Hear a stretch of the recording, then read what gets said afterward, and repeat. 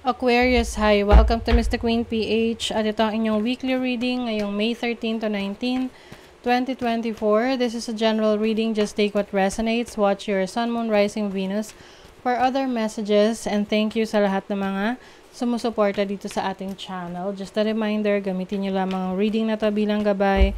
Pa-follow, like na rin ang ating Facebook at TikTok. Lahat po yan Mr. Queen PH. Like, share, subscribe, turn on post notifications para lagi kayong updated sa ating mga readings. And if you're interested in private readings, meron tayong 3rd anniversary promo, 25% discount sa ating tarot reading services.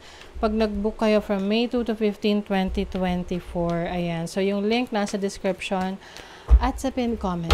Paki-check nyo na lang. Let's see. Aquarius. Weekly energies for you. Your overall energy, the 3 of Wands. Your challenge, the Ace of Wands. Opportunity, the Empress. And the blessing is the Knight of Wands. Okay. So, maaring gusto nyo ngayong magpalawak. Mag-expand. Oo, ng inyong situation ngayon. So, let's say, sa inyong career, gusto nyo mas may mag-improve sa trabaho nyo, sa career nyo. Pwedeng you are thinking about trying a new job, a new career, na kung saan mas may improve mo yung living conditions mo, yung career mo. Let's say, gusto mo ng mas malaking sweldo, pero sa trabaho mo ngayon, pwedeng walang opportunity, no, na ma-increasean ka ng sweldo or magkaroon ka ng promotion.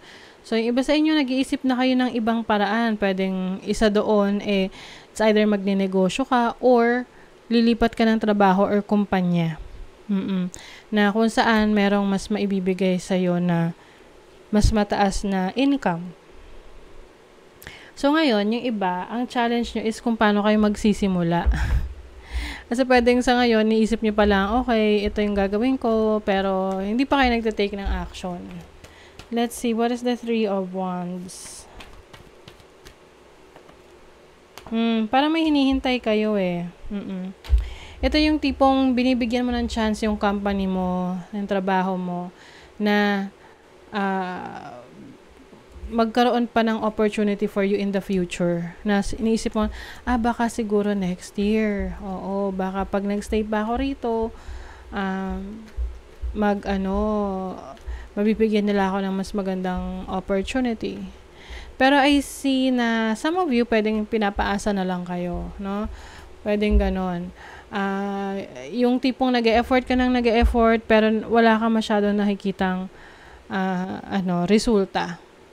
So, ngayon, ikaw na mismo yung maghahanap ng opportunity para sa sarili mo. Hindi ka na lang basta maghihintay kung ano yung ibibigay sa'yo.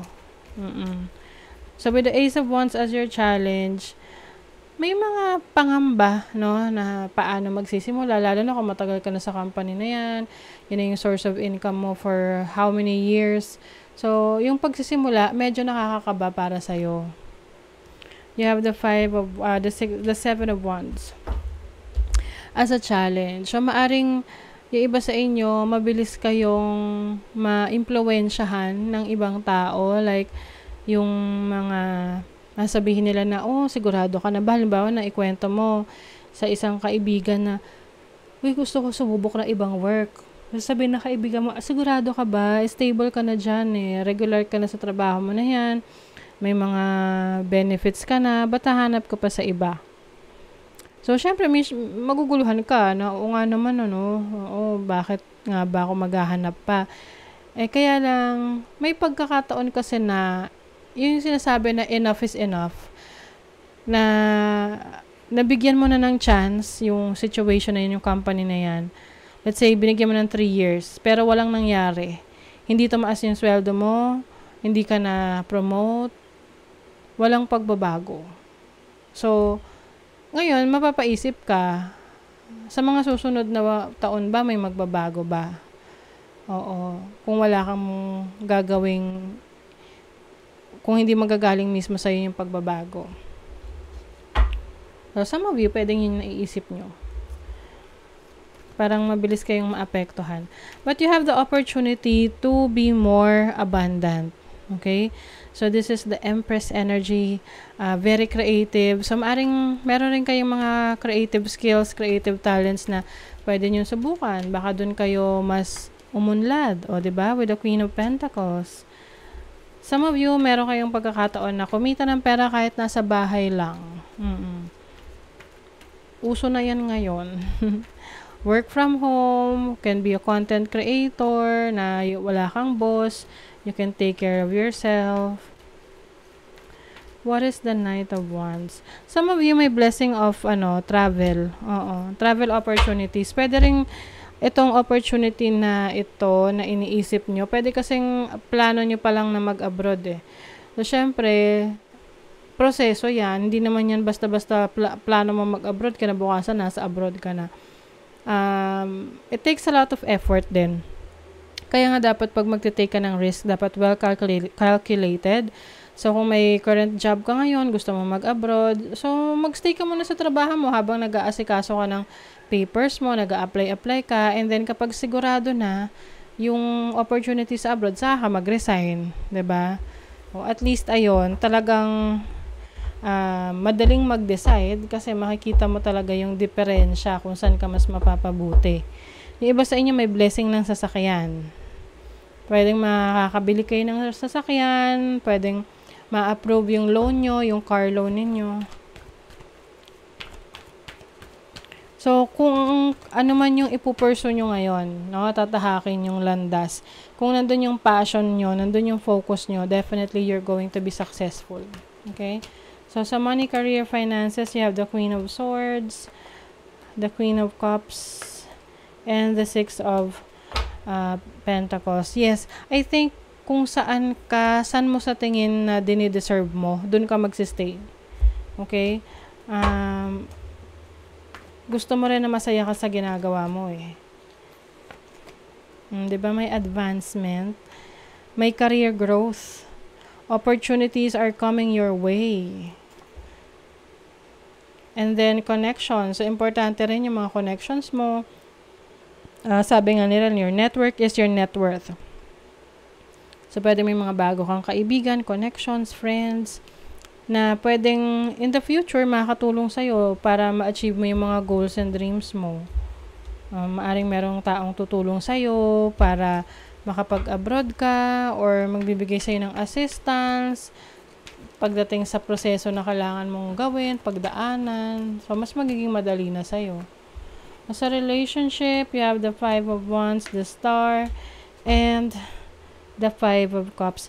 So, yung iba sa inyo, kung medyo stressful yung relationship nyo ngayon, maaring i-let go nyo na tong person na to para lang sa katahimikan ng isip ninyo. Yung iba sa inyo, gusto nyo ng peace of mind. Oo. So, ang focus nyo ngayon, mag-heal.